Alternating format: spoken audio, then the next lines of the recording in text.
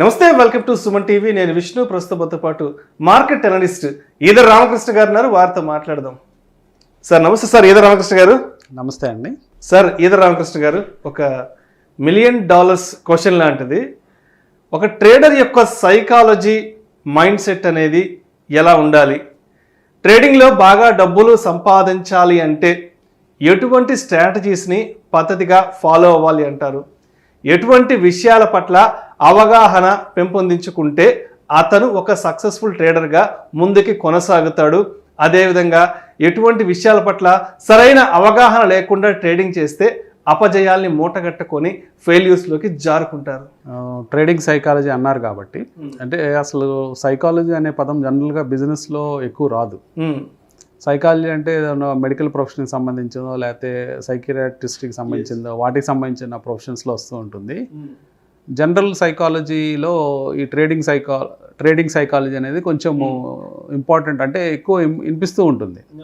కానీ జనరల్గా traders, investors వీళ్ళందరూ ఏంటంటే పెద్దగా పట్టించుకోరు ఈ సబ్జెక్ట్ గురించి.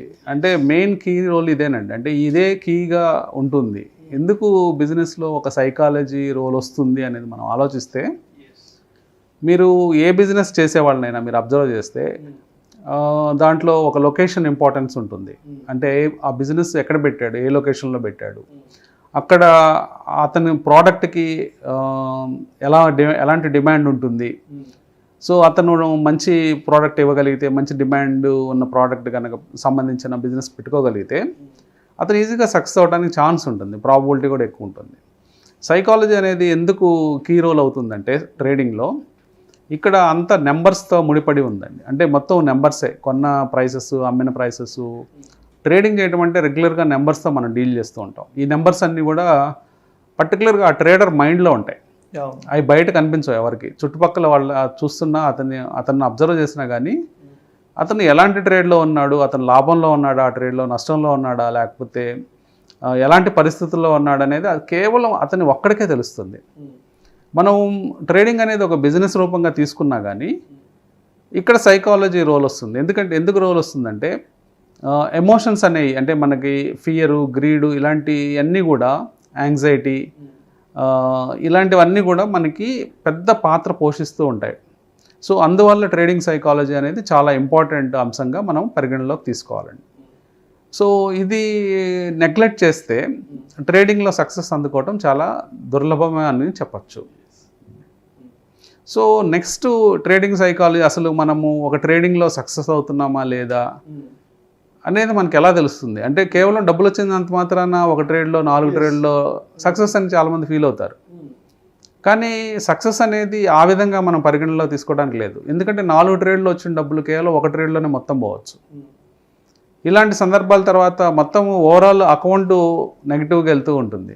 సో కొన్నిసార్లు అకౌంట్ పాజిటివ్గా వెళ్తూ ఉంటుంది, కొన్నిసార్లు అకౌంట్ చాలా హై వాలటైల్గా వెళ్తూ ఉంటుంది. అంటే ఒక 10 లక్షలు పెట్టిన అకౌంట్లో 4 లక్షల లాభం రావటం, మళ్ళీ 6 లక్షలు పోవటం, మళ్ళీ 2 లక్షలు రావటం, 3 లక్షలు పోవడం, ఇట్లా జరుగుతూ ఉంటుంది.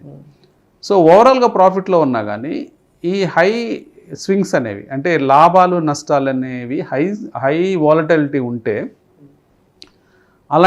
అలాంటి ట్రేడర్ని మనం ఇంకా సక్సెస్ అయినట్టు మనం చెప్పుకోలేం. సో రియల్గా ఎవరు సక్సెస్ అయ్యారు, ఎవరు సక్సెస్ అవుతున్నారు అనేది, అంటే ఈవెన్ ట్రేడింగ్ చేసే వాళ్ళు కూడా వాళ్ళకి అర్థం కావాలి, నేను సక్సెస్ అవుతున్నానా లేదా అనేది. ఎలా తెలుసుకోవాలంటే మెయిన్ సూత్రం ఏంటంటే కన్సిస్టెన్సీ. ఓకే, అంటే క్రమబద్ధంగా లాభాలు వస్తున్నాయా లేదా. అంటే ఈ మార్కెట్లో ఎక్కువగా వాడే పదం డ్రాడౌన్ అండి. అంటే డ్రాడౌన్ అంటే మనం తెచ్చిన క్యాపిటల్ కొంత కోల్పోవటం, లేదా కొంత లాభాలు ఆర్జించిన తర్వాత మళ్ళీ కొంత కోల్పోవటం. అంటే ఇది ఎట్లా ఉంటుందంటే రెగ్యులర్గా పైకి వెళ్ళదు. అంటే స్టడీ గ్రాఫ్, అంటే ఈక్విటీ కర్వ్ అంటాం. ఈ ఈక్విటీ కర్వ్ స్టడీగా పైకి వెళ్ళదు. అంటే మీరు ఫర్ ఎగ్జాంపుల్ ఒక ఫిక్స్డ్ డిపాజిట్ చేసుకున్నారు అనుకోండి బ్యాంక్లో ఫిక్స్డ్ డిపాజిట్ చేసుకున్నప్పుడు మీ ఈక్విటీ కర్వ్ నీట్గా ఉంటుంది. అంటే స్టడీగా పెరుగుతూనే ఉంటుంది వడ్డీ. బ్యాంక్ వడ్డీ ఇస్తుంది, స్టడీగా అది పెరుగుతుంది. మీకు అష్యూర్ చేసిన అమౌంట్ ఏదైతే ఉంటుందో, మీరు 10 లక్షలు పెట్టుకుంటే సంవత్సరం తర్వాత ఇంత, 2 సంవత్సరాల తర్వాత ఇంత, 3 సంవత్సరాల తర్వాత ఇంత, ఆ రేట్ ఆఫ్ ఇంట్రెస్ట్ ప్రకారం స్టడీగా గ్రాఫ్ పెరుగుతుంది. సో మీ గ్రాఫ్ 45 డిగ్రీస్లో వెళ్తూ ఉంటుంది. సో దీంట్లో ఏ గొడవ ఉండదు. కానీ స్టాక్ మార్కెట్లో మీ గ్రాఫ్ ఎప్పుడు కూడా 45 డిగ్రీస్లో వెళ్ళదు, కిందకి పైకి కిందకి పైకి తిరుగుతూ ఉంటుంది. అంటే కొంచెం పడిపోవటం, మళ్ళీ పెరగటం, మళ్ళీ పడిపోవటం, మళ్ళీ పెరగటం. దీన్నే మనం ఈక్విటీ కర్వ్ కూడా అని అంటాం. ఓకే. సో ఈక్విటీ కర్వ్ స్టడీగా వెళ్తేనే మనం సక్సెస్ అయినట్టు అర్థం చేసుకోవాలి. అంటే మనకు కన్సిస్టెంట్గా ప్రాఫిట్స్ రావాలి. అంటే డ్రాడౌన్స్ ఉన్నప్పటికీ, అంటే మీ డబ్బులు, మీ మనీ 10 lakhs 11 lakhs అవ్వచ్చు, 12 lakhs అవ్వచ్చు, 13 lakhs అవ్వచ్చు, కానీ ఈ ప్రాసెస్లో కొంత కోల్పోతూ ఉంటారు. అంటే 12 లక్షల దాకా వెళ్ళిన ఫండ్ మళ్ళీ 11,70,000కి వస్తుంది, లేకపోతే 11,50,000కి వస్తుంది, మళ్ళీ 11,50,000 నుంచి 12,50,000కి వెళ్తుంది, మళ్ళీ 12,25కి వస్తుంది, మళ్ళీ 13కి వెళ్తుంది. ఇట్లా పెరగటం అనేది సహజ సిద్ధం అన్నమాట. అంటే అప్పుడప్పుడు డ్రాడౌన్స్ రావడం అనేది మార్కెట్లో సహజ సిద్ధం. సో కానీ కన్సిస్టెంట్గా ఓవర్ పీరియడ్స్లో డిఫరెంట్ టైం ఫ్రేమ్స్లో మనం చూసినప్పుడు, అంటే మంత్లీ చూసినా లేకపోతే క్వార్టర్లీ చూసినా, యాన్యువల్గా చెక్ చేసినా కానీ మీ ప్రాఫిట్స్ స్టడీగా పెరుగుతూ ఉన్నట్లయితే మీరు ట్రేడర్గా సక్సెస్ అయినట్టు మీరు చెప్పుకోవచ్చు. అప్పటిదాకా మీరు సక్సెస్ఫుల్ ట్రేడర్గా మీరు భ్రమపడతారు. అంటే కొన్నిసార్లు ఏమవుతుందంటే ఏదో 4 ట్రేడ్లు సక్సెస్ అయిపోయి 10 లక్షల మీద ఒక 4 లక్షలు ప్రాఫిట్ రాగానే నేను సక్సెస్ అనుకొని ఎక్కువ మొత్తంలో మళ్ళీ జమ చేసి ట్రేడింగ్ చేస్తారు. అప్పుడు పెద్ద నష్టం వాటిల్లే అవకాశం ఉంది. సో మీరు ఎప్పుడు కూడా చిన్న మొత్తం అయినా పర్వాలేదు, ఒక 2 లక్షల 4 లక్షల 5 లక్షలనే పాయింట్ కాదు. మీరు ప్రాఫిట్స్ అనేవి, మీ P&L అండ్ అకౌంట్ అనేది స్టడీగా పెరుగుతుందా, కన్సిస్టెంట్గా పెరుగుతుందా, మంత్ ఆన్ మంత్ లేకపోతే క్వార్టర్ ఆన్ క్వార్టర్ ఇలా పెరుగుతూ ఉందా, అది మీరు ఒక పద్ధతిగా ఎక్కువ వాలటిలిటీ లేకుండా, అంటే పర్సంటేజ్ పెరగటాలు కూడా ఒక స్టడీగా పద్ధతిగా పెరుగుతూ ఉంటే మీరు సక్సెస్ అయ్యారని అర్థం చేసుకోవచ్చు. సో అదేవిధంగా ఈ ట్రేడింగ్ విషయానికి వస్తే ఈ స్టాప్ లాస్ అనేది ఒక పెద్ద ప్రైమరీ ఫ్యాక్టర్. అసలు ఈ స్టాప్ లాస్ అనేదాన్ని ఎలా చూడాలి? అంటే ఇది ఒక మనీ మేనేజ్మెంట్ రూల్స్లో వస్తాయండి. అంటే మీరు ఇందాక మనం మాట్లాడుకున్నట్లుగా డ్రాడౌన్ గురించి మాట్లాడాం. ఈ డ్రాడౌన్ అనేది ఎంతవరకు కోల్పోతే, అంటే ఎంతవరకు నేను పోగొట్టుకుంటే నా ట్రేడ్ని నేను ఆపేస్తాను అనేది ఒక ముఖ్యమైన ప్రశ్నగా మనం ఉంచుకోవాలి ఇప్పుడు. అంటే ఒక సక్సెస్ఫుల్ ట్రేడర్స్ కానీ పెద్ద ట్రేడర్స్, అంటే ఇంటర్నేషనల్గా సక్సెస్ అయిన ట్రేడర్స్, వీళ్ళందరూ కూడా ఏం చేస్తున్నారంటే వాళ్ళు ఒక మనీ మేనేజ్మెంట్ రూల్ ప్రకారం 1% ఆఫ్ ద క్యాపిటల్ కానీ 2% ఆఫ్ ద క్యాపిటల్ కానీ కోల్పోతే వాళ్ళు ఆ ట్రేడ్ని ఆపుతారు. అంటే ఫర్ ఎగ్జాంపుల్ ఒక వ్యక్తి దగ్గర 10 లక్షలు ఉంది. సో 2% ఆఫ్ ద క్యాపిటల్ అంటే ఒక ట్రేడ్ చేసినప్పుడు నాకు 2% కంటే ఎక్కువ కోల్పోకూడదు. లేదా అంటే ఒక ట్రేడ్ అంటే మీరు ఇక్కడ కన్ఫ్యూజ్ అవ్వద్దు. మొత్తం నేను అన్ని ట్రేడ్లను కూడా ఒక ట్రేడే అంటాను. ఈ 10 లక్షల్లో మనకు 10 ట్రేడ్లు ఉండొచ్చు. ఒక ట్రేడ్, కొన్ని ట్రేడ్స్ ప్రాఫిట్స్ వస్తుంటాయి, కొన్ని ట్రేడ్స్ లాస్ వస్తుంటాయి. సో ఒక ఇండివిజువల్ ట్రేడ్ కొంచెం ఎక్కువ పోవచ్చు. ఇప్పుడు 1,00,000కు ఒక ట్రేడ్ చేస్తున్నాను అనుకోండి, 10 రకాల ట్రేడ్స్ నేను పెట్టాను సెటప్లో. కొన్ని ట్రేడ్స్లో నాకు 4-5% పోవచ్చు. అంటే దానివల్ల నష్టం లేదు. 4-5% పోయినా నాకు 1,00,000 క్యాపిటల్ కాబట్టి దానికి ఒక 5,000 పోతుంది. సో ఓవరాల్గా 10 ట్రేడ్ల మీద నాకు 2% కంటే ఎక్కువ పోకూడదు. అంటే 20,000 రూపాయల కంటే నాకు ఎక్కువ పోతే ఆ పర్టికులర్ పొజిషనల్ ట్రేడింగ్లో మనకు నష్టం వచ్చినట్టుగా మనం అర్థం చేసుకొని కట్ చేసుకోవాలి. అదే ఇంట్రాడే ట్రేడ్ చేసినప్పుడు ఇంకా తక్కువ మొత్తంలో పెట్టుకుంటారు. అంటే 1% ఆఫ్ ద ట్రేడ్ లేదా 1.5% of the trade, maximum 3% of the trade, 1 నుంచి 3% దాకా మనము స్టాప్ లాస్గా పెట్టుకోవాలి. ఎందుకంటే అట్లీస్ట్ మన మైండ్, మన ఎమోషన్స్ని ఫ్రీ అప్ చేయాలి. అంటే ఇప్పుడు ఒక ట్రేడ్లో ఉన్నప్పుడు పర్టికులర్గా మనం ఫెయిల్ అయినప్పుడు, లాస్ వస్తున్నప్పుడు జనరల్గా అందరూ చేసే మిస్టేక్ ఏంటంటే ఆ ట్రేడ్ని వాచ్ చేస్తూ ఉంటారు. దీన్ని హోప్ ట్రేడ్ కింద మారుస్తారు. హోప్ ట్రేడ్ అంటే ఆ ట్రేడ్ని ఎప్పటికైనా సక్సెస్ కాకపోతుందా, ఇవాళ కాకపోతే రేపు మార్నింగ్ రికవర్ అయిపోతుంది మార్కెట్, నాకు లాభం వస్తుంది అనే ఆశతో ఆ ట్రేడ్ని నడుపుతూ ఉంటారు. అప్పుడు జరిగే పరిణామం ఏంటంటే ఈ 2 to 3% వచ్చిన లాస్ అలా 4 to 5, 6 అలా పెరుగుతూ ఉంటుంది లాస్. ఒకసారి లాస్ మనం ఎప్పుడైతే 2%, 3% దగ్గర ఆపలేకపోయామో 6% దగ్గర ఎట్టి పరిస్థితుల్లో మనం ఆపలేం. మనం ఏమైపోతామంటే ఆ ట్రేడ్లో స్ట్రక్ అయిపోతాం. ట్రేడ్లో స్ట్రక్ అయిపోయి మనం ఎక్కువ లాస్ని బుక్ చేసుకునే పరిస్థితులు కల్పించుకుంటాం మనమే. అది ఎక్కడికో వెళ్తుంది. తర్వాత 12% దగ్గర, 15% దగ్గర మనం లాస్ని కట్ చేస్తాం. ఒక్కసారి కనుక మనం లాస్ ఎక్కువ పెద్ద మొత్తంలో బుక్ చేసినట్లయితే దాన్ని రికవర్ చేయడానికి చాలా నెలలు టైం పట్టే అవకాశం ఉంది. అంటే టైం వేస్ట్ అవుతుంది. సో తద్వారా మనం ఇక్కడ నేర్చుకునే పాయింట్ ఏంటంటే మన లాస్ని కనుక ఎర్లీగా కట్ చేయగలిగితే, అంటే 2%, 3%, 1.5% దగ్గర కట్ చేయగలిగితే కొంచెం రెస్ట్ ఇచ్చి మన బ్రెయిన్కి, టోటల్గా ఇదంతా బ్రెయిన్ వర్క్, బ్రెయిన్తో ముడిపడి ఉంది. కంటిన్యూస్గా మనము క్యాల్కులేషన్స్ చేసినా లేకపోతే ఆలోచించినా మనం కాన్స్టెంట్గా ఎమోషన్స్ గురవుతూ ఉంటాం. వాటిలో మెయిన్గా ఆశ ఒకటి. భయం ఒకటి. ఈ రెండు ఎమోషన్స్ పెద్ద రోల్ ప్లే చేస్తాయి ట్రేడింగ్లో.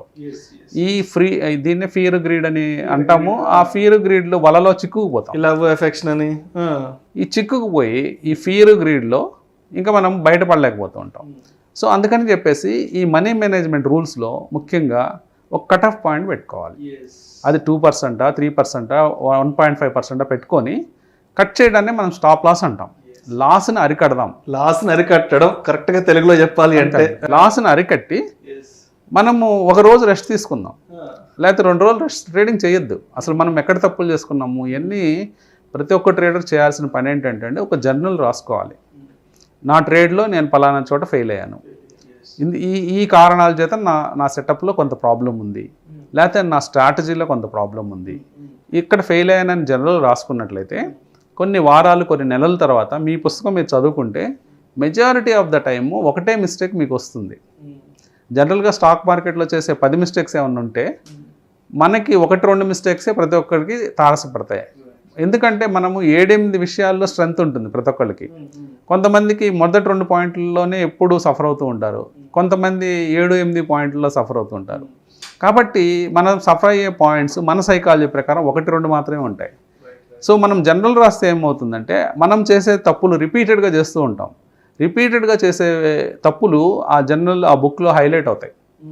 అప్పుడు మనం వాటిని ఎలా ఫిక్స్ చేసుకోవాలో మనకు ఒక నాలెడ్జ్ వస్తుంది. ఎలా ఫిక్స్ చేసుకోవాలో మనమే తెలుసుకొని మనం దాన్ని ఫిక్స్ చేసుకునే అవకాశాన్ని మనం తెచ్చుకోగలుగుతాం.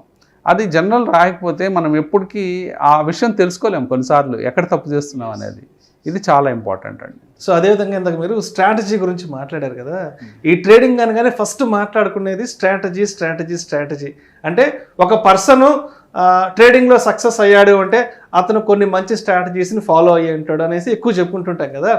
అయితే ఒక సక్సెస్ఫుల్గా మనం ట్రేడింగ్లో కొనసాగుతున్నాము అంటే ఎటువంటి స్ట్రాటజీస్ని కరెక్ట్గా ఎగ్జిక్యూట్ చేసుకోవాలి, వాటిని ఇంప్లిమెంట్ చేసుకోవాలి అంటారు? ఫస్ట్ ఆఫ్ ఆల్ ఇక్కడ సక్సెస్ఫుల్ ట్రేడర్స్ ఏం చేస్తున్నారో మనం చూద్దాం. సక్సెస్ఫుల్ ట్రేడర్స్ ఏం చేస్తుంటారంటే ఒక స్ట్రాటజీ పెట్టుకుంటారు. ఆ స్ట్రాటజీని కంటిన్యూస్గా ఇంప్లిమెంట్ చేస్తూ ఉంటారు. ఇంప్లిమెంట్ చేస్తే కాన్స్టెంట్గా స్టడీగా కన్సిస్టెంట్గా మనీ సంపాదిస్తూ ఉంటారు. అందరూ ఏమనుకుంటారంటే ఒక స్ట్రాటజీ కనుక నాకు కూడా తెలిస్తే ఆ స్ట్రాటజీని నేను కూడా ఇంప్లిమెంట్ చేస్తే నాకు స్టడీగా డబ్బు వస్తుంది, నేను కూడా డబ్బు సంపాదించగలనని భ్రమలో ఉంటారండి. సో ఈ సక్సెస్ఫుల్ స్ట్రాటజీ తెలుసుకోవటం ఏమన్నా కష్టమా అంటే ఏమీ కాదు. ఎందుకంటే మీరు ఒక యూట్యూబ్ ఆన్ చేసినా లేకపోతే ఎక్కడికి సెమినార్స్కి వెళ్ళినా చాలామంది సక్సెస్ఫుల్ ట్రేడర్స్ వాళ్ళ స్ట్రాటజీ పబ్లిక్ ప్లాట్ఫామ్స్ మీద చెప్పేస్తారు. ఇదేమీ సీక్రెట్ కాదు. మరి ఇదేంటి ఇంత సీక్రెట్ కానప్పుడు నేను ఎందుకు ఫెయిల్ అవుతున్నాను అనే క్వశ్చన్ అందరికీ వస్తుంది. సో ఒక మంచి స్ట్రాటజీ ఒక సక్సెస్ఫుల్ ట్రేడరు తను ఓపెన్గా పబ్లిక్ ప్లాట్ఫామ్లో ఓపెన్గా చెప్పేసిన తర్వాత కూడా ఆ స్ట్రాటజీని తను ఇంప్లిమెంట్ చేయలేకపోతాడు. ఇక్కడ ఇంప్లిమెంటేషన్ ప్రాబ్లమ్స్ వస్తాయి. ఎందుకు ప్రాబ్లమ్స్ వస్తాయి అనేది ఒకసారి మనము క్షుణ్ణంగా చూద్దాం. ఏమవుతుందంటే మార్కెట్స్ సీజన్స్లో వెళ్తూ ఉంటుందండి. అంటే మనకి ఋతువులు ఎలా ఉన్నాయో అంటే రైనీ సీజను, సమ్మర్ అని, వింటర్ ఇలా ఉన్నట్టే మార్కెట్లో కూడా ఒక సీజన్గా మారుతూ ఉంటుందండి. అంటే దాని డైనమిక్స్ మార్చుకుంటూ ఉంది మార్కెట్. అంటే కొన్ని ఎన్విరాన్మెంట్స్ ఎలాగంటే లో విక్స్ ఎన్విరాన్మెంట్ అంటాం, హై విక్స్ ఎన్విరాన్మెంట్ అంటాం. అంటే విక్స్ అంటే జస్ట్ ఫియర్ ఇండెక్స్ అనమాట.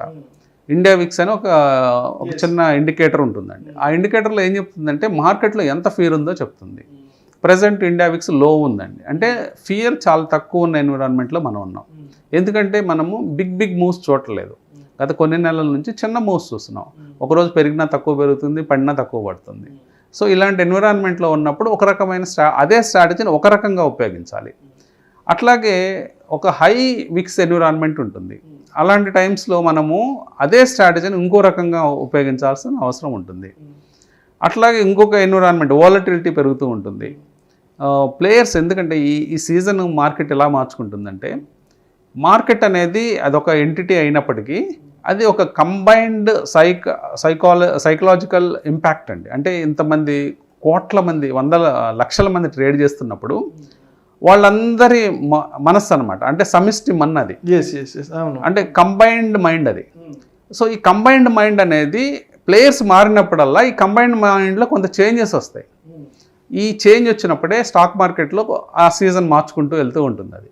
సో అలా మార్చుకుంటూ వెళ్తున్న తరుణంలో మన స్ట్రాటజీ ఫెయిల్ అయిపోతుంది. ఇదివరకు మనం ఒక రకంగా ప్రయోగించిన స్ట్రాటజీ నెక్స్ట్ సీజన్లో పనిచేయదు, ఒక 4 నెలల తర్వాత పనిచేయదు. అప్పుడు వీళ్ళందరూ జనరల్గా అందరూ ఇన్వెస్టర్స్ కానీ ట్రేడర్స్ కానీ ఏమనుకుంటారంటే అతను చెప్పింది తప్పేమో అనుకుంటారు. అతను స్ట్రాటజీ చెప్పాడు, 2 నెలలు బాగానే పనిచేసింది, కాకపోతే ఇప్పుడు ఇది పనిచేయలేదు అంటే దాని అర్థం ఏంటంటే స్ట్రాటజీ పనిచేయకుండా పోదు, కానీ దాన్ని ఇంప్లిమెంట్ చేయాల్సిన విధానం మార్చుకోవాలి, దాన్ని ఇంకా బెటర్గా ఇంప్లిమెంట్ చేయడం నేర్చుకోవాలి. సో అతను ఏదో 1 అవర్ సెషన్ 2 అవర్ సెషన్లో బేసిక్ అవుట్లైన్ చెప్పగలుగుతాడు, కానీ టోటల్ స్ట్రాటజీ అతను 20 years ఎఫర్టో లేకపోతే 10 years ఎఫర్ట్తో తయారు చేసుకున్న స్ట్రాటజీని ఒక 1 hour టైంలో చెప్పలేడు అతను. సో అతనికి తెలుసు ఏ సీజన్లో ఎలా దాన్ని ఇంప్లిమెంట్ చేయాలనేది.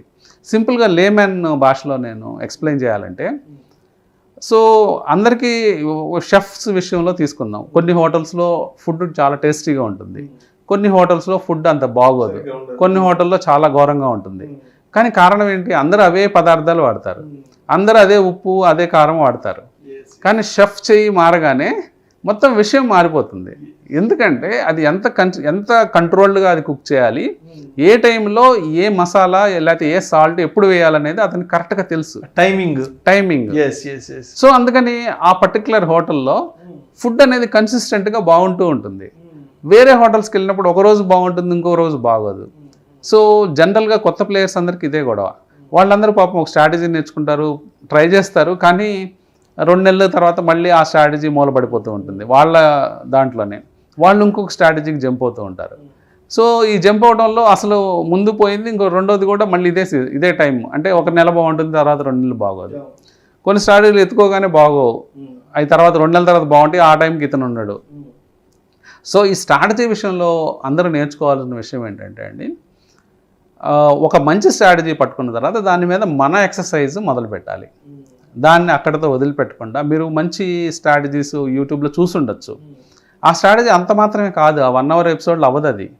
అది కొన్ని 100 గంటలు కృషి చేయాలి మీరు. దాని తర్వాత దాని మీద నోట్స్ రాసుకోవాలి, ఎలాంటి ఎన్విరాన్మెంట్లో ఎలా పనిచేస్తుంది, దాన్ని ఎలా మార్పులు చేర్పులు చేసుకోవాలి.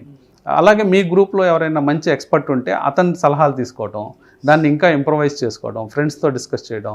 ఈరోజు చాలా అవకాశాలు ఉన్నాయి మనకి. ఈవెన్ ఆ స్ట్రాటజీ ఎవరైతే చెప్తారో మీకు ఎక్స్ప్లెయిన్ చేస్తారో వాళ్ళకే కాల్ చేసి అడగచ్చు, ఇలాంటి టైంలో నేను ఎలా మార్చుకోవాలండి. వాళ్ళు ఒక 1 hour చెప్పిన వాళ్ళు ఏం దాచిపెట్టరు, మొత్తం ఫ్రీగానే చెప్తారు. సో కాబట్టి ఇవన్నీ కూడా మనము ఒక సింపుల్గా తీసుకొని సింపుల్గా చేసేద్దామంటే అవ్వదన్నమాట. ఇప్పుడు ఇందాక చెప్పుకున్న ఎగ్జాంపుల్ ఫుడ్ బిజినెస్లో ఎలాంటి విషయాలు ఉంటాయో, అందుకని మనం పాపులర్ స్వీట్ షాప్స్ చూసుకున్న 2-3 ఉంటాయి ఊరు మొత్తం. పాపులర్ ఫుడ్ జాయింట్స్ కూడా అట్లాగే పెద్ద పెద్దవి, అంటే వాళ్ళు చైన్ లాగా మారిపోతున్నారు. అంటే ఒక స్ట్రాటజీ పర్ఫెక్ట్గా తయారు చేసుకొని పర్ఫెక్ట్గా ఇంప్లిమెంట్ చేస్తే ఆ కన్సిస్టెన్సీ అనేది వస్తుంది. సో అదేవిధంగా ఈ ఫ్లెక్సిబిలిటీ విషయానికి వచ్చేటప్పటికి ఎలా ఉండాలి ఒక ట్రేడర్ అనే వాళ్ళు సక్సెస్ఫుల్గా ముందుకు వెళ్ళాలి అంటే?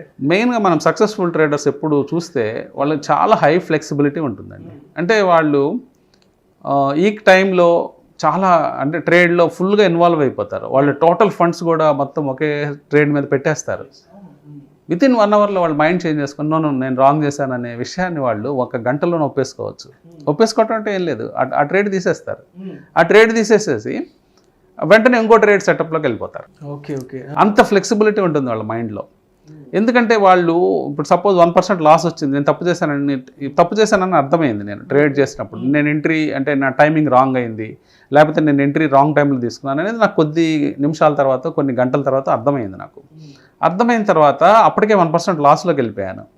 లాస్లోకి వెళ్ళిపోతే సక్సెస్ఫుల్ ట్రేడర్ ఎప్పుడు ఏమీ సంశయించడు. అంటే ఇక్కడ నేను కట్ చేయడానికి పొజిషన్ని వెంటనే పొజిషన్ కట్ చేసి కొత్త పొజిషన్లోకి వెళ్తాడు. చాలా సమయస్ఫూర్తిగా వ్యవహరిస్తాడు. అంటే ప్యానిక్ అయిపోయి ఏదో చేసేసుకొని పోర్ట్ఫోలియో గల్లంతు చేసేసుకొని రకరకాల పనులు చేయడు.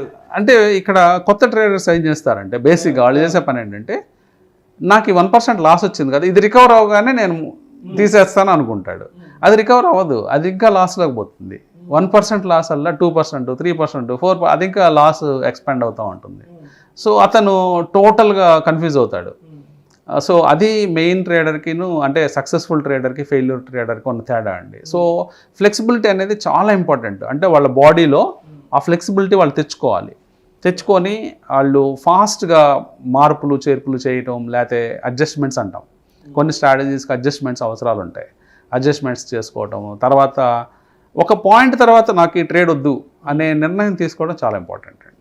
చాలామంది అక్కడే స్ట్రక్ అయిపోతూ ఉంటారు. సో అయితే ఇప్పటి వరకు ఒక సక్సెస్ఫుల్ ట్రేడర్ అనేవాడు అంటే ఎటువంటి విషయాల పట్ల తను అవగాహన పెంచుకోవడం వల్ల సక్సెస్ అవుతాడనే విషయాల గురించి చర్చించుకున్నాం. అయితే మరి ఈ ట్రేడింగ్లు ఫెయిల్ అయిన వాళ్ళు ఉంటారు కదా, సో వీళ్ళు ఎటువంటి విషయాల పట్ల సరైన అవగాహన లేకపోవడం వల్ల వీళ్ళు డబ్బు నష్టపోతుంటారు, ఫెయిల్యూర్స్లోకి జారిపోతుంటారు? మెయిన్గా వీళ్ళు చేసే మిస్టేక్స్ వచ్చేటప్పటికి ఇందాక మనం మాట్లాడినట్టు ఫ్లెక్సిబిలిటీ లేకపోవటం, అంటే రిజిడ్ అయిపోతారు. లాస్ వస్తే మనకి చిన్నప్పటి నుంచి ఒక అలవాటు ఉంటుందండి. అంటే మనం చిన్నప్పుడు చదువుకునే రోజుల నుంచి ముందు తరగతి ఎగ్జామ్స్ పాస్ అయితేనే తర్వాత తరగతిలోకి వేస్తారు. అదొక ఫిక్స్డ్ రూల్ ఇండియాలో.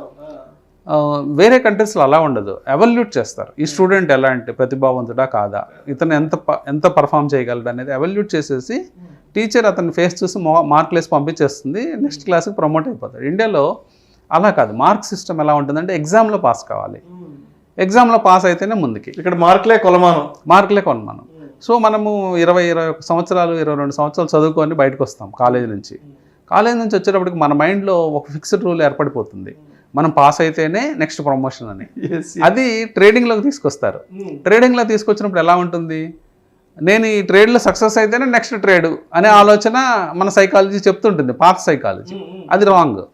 ఏంటి అంటే మనం ఈ ట్రేడ్ సక్సెస్ అయితే ఫెయిల్ అయితే ఏముంది గొడవ, ఇప్పుడు 2% లాస్ కట్ చేసుకున్నాను, నెక్స్ట్ ట్రేడ్లో 10% సంపాదిస్తాను, నాకేమైంది, ఏదైనా ఒకటే కదా, అది మంచిది కదా.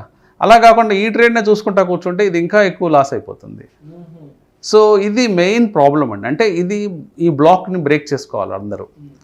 ఈ ట్రేడ్తో నాకు సంబంధం లేదు, సిరీస్ ఆఫ్ ట్రేడ్స్ చూడాలండి. అంటే నేను కనీసం ఒక 20 ట్రేడ్స్ 25 ట్రేడ్స్ కంబైన్డ్గా ఎఫెక్ట్ ఎలా ఉంది, ఒక స్ట్రాటజీ పెట్టుకున్నాను, ఒక 20-25 ట్రేడ్లు చేశాను ఈ నెలలో నాకు 25 ట్రేడ్లు చేసిన తర్వాత కూడా నష్టం వస్తుంది అనుకోండి, అంటే దాని అర్థం మన స్ట్రాటజీలో తప్పు ఉందని, లేకపోతే స్ట్రాటజీలో ప్రాబ్లం ఉందని అర్థం చేసుకోవాలి.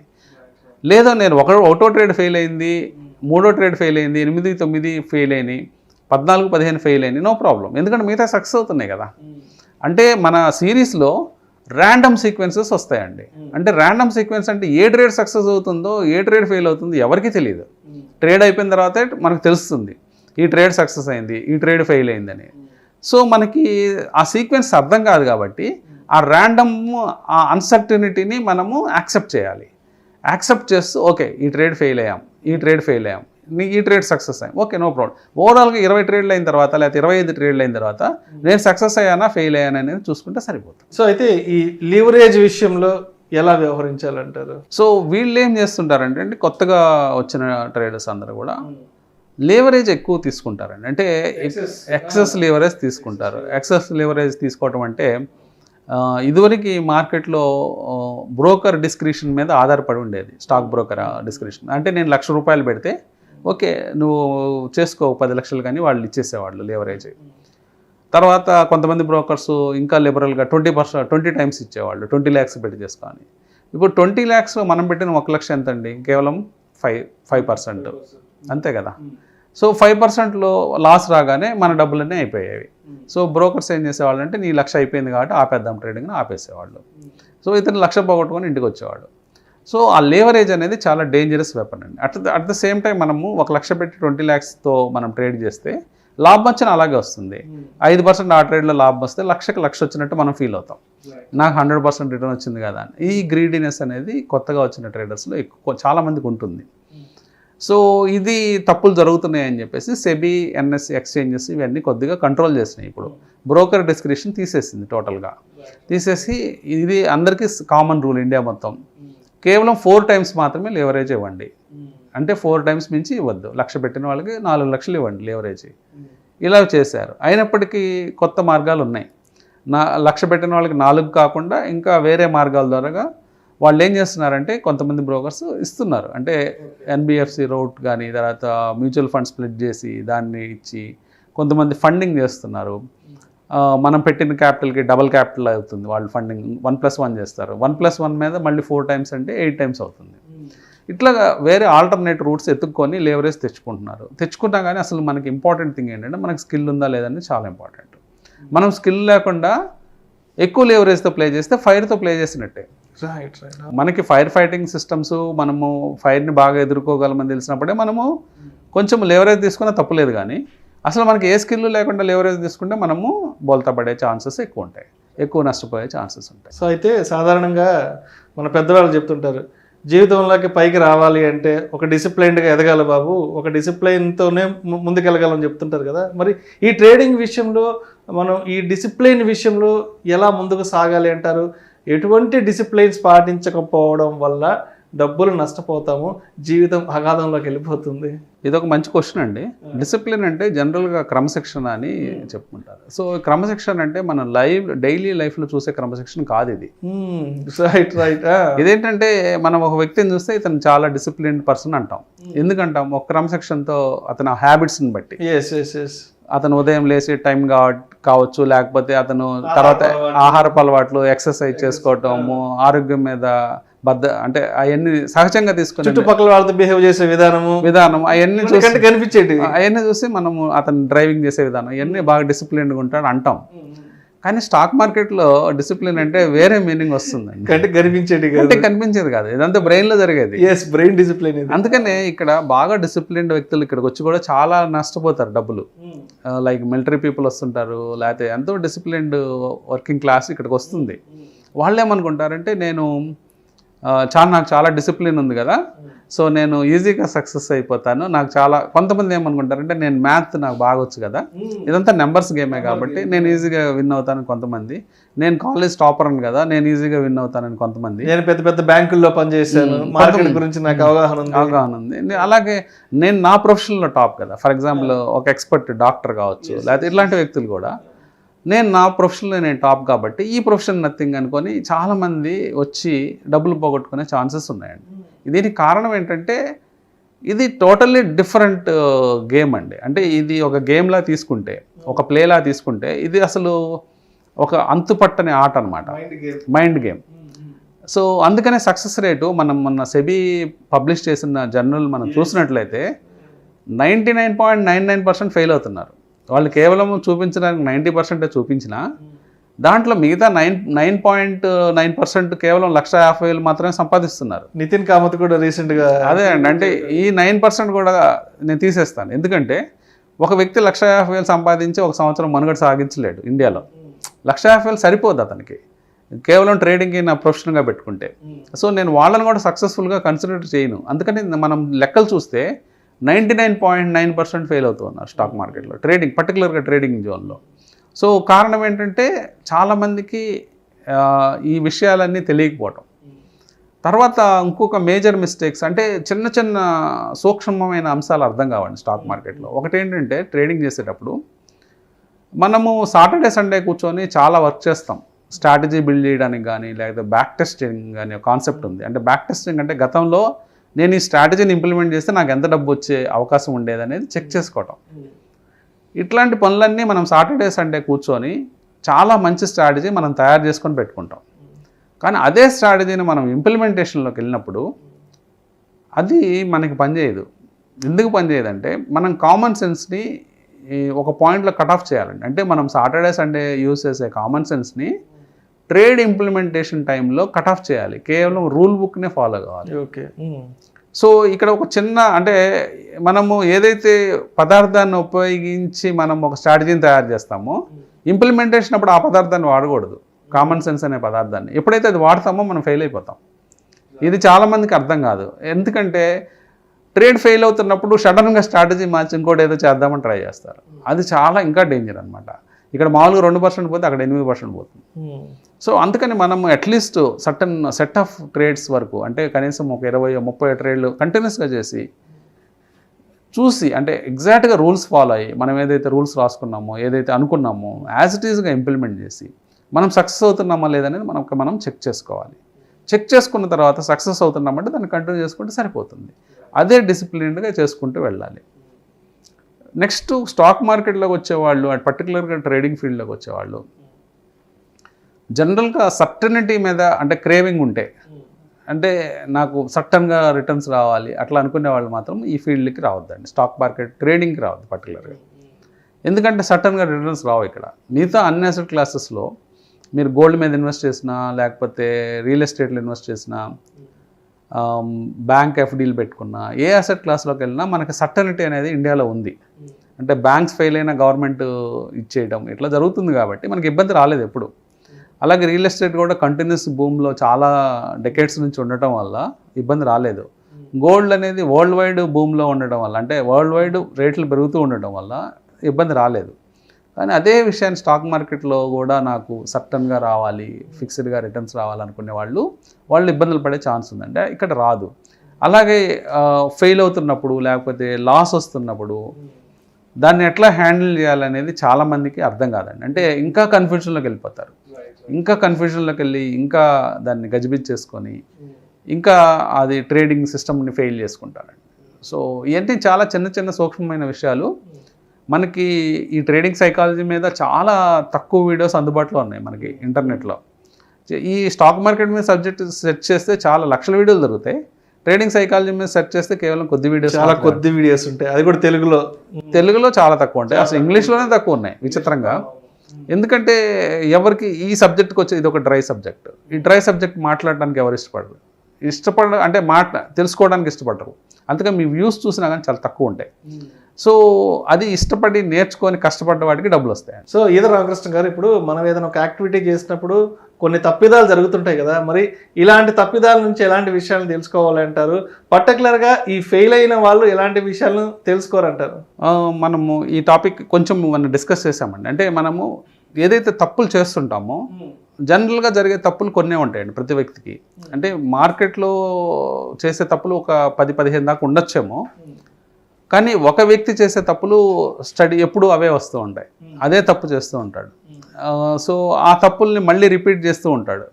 కాబట్టి మనం చేసిన తప్పుల నుంచి మనం నేర్చుకోగలిగితే, ఓకే పోయినసారి అలాంటి తప్పు చేసాము, సో ఈసారి అలాంటి తప్పు చేయొద్దని నేర్చుకోగలిగితే అతనికి తొందరగా ఫిక్సేషన్ అనేది దొరుకుతుందండి. అంటే ఇంకా అక్కడి నుంచి అతని ప్రాబ్లం ఫిక్స్ అయ్యి అతని ప్రాఫిట్స్లోకి వచ్చే ఛాన్స్ ఉంటుంది.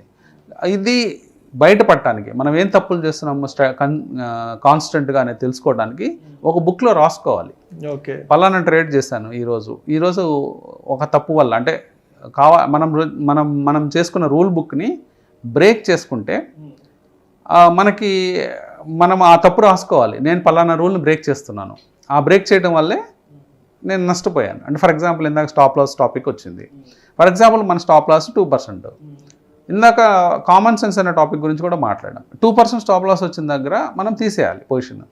తీసేయకుండా నేను కాన్స్టెంట్గా దాని గురించి ఆలోచిస్తున్నాను, ఏం చేద్దామని. అప్పుడు కామన్ సెన్స్ అప్లై చేశాను. కొత్తగా అప్లై చేస్తే ఏం చేస్తాను, వెంటనే టీవీ ఆన్ చేసి చూస్తాను, టీవీలో ఏమన్నా సలహా దొరుకుతుందా.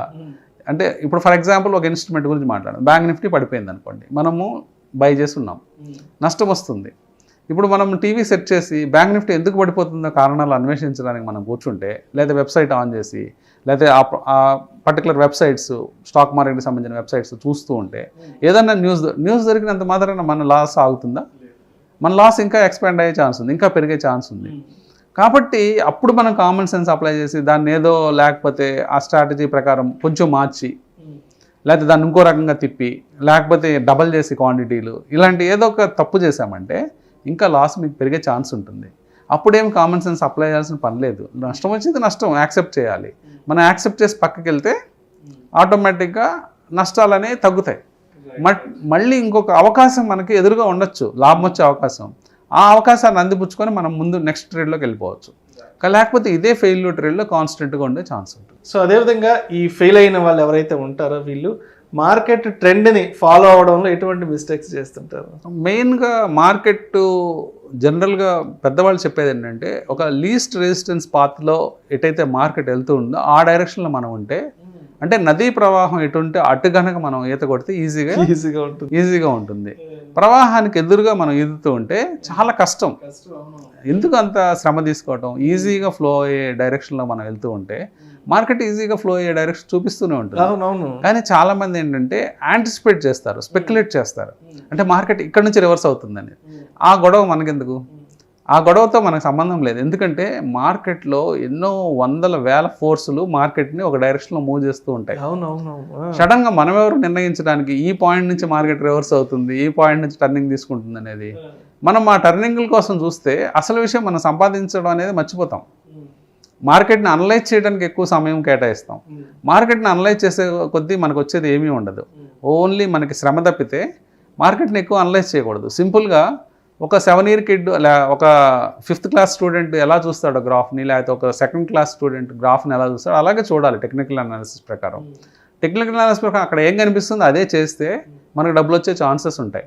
మనము రాబోయే రోజుల్లో, రాబోయే గంటల్లో ఎటు పోతుందో మనం మైండ్లో ఊహించుకొని దాని ప్రకారం ట్రేడ్ సెటప్ పెడితే మనం నష్టపోయే ఛాన్స్ ఎక్కువ ఉంటుంది. ఎందుకంటే ఆ ప్రకారం జరగదు కాబట్టి, అది మనం ఫెయిల్ అయ్యే ఛాన్సెస్ ఎక్కువ ఉంటాయి కాబట్టి.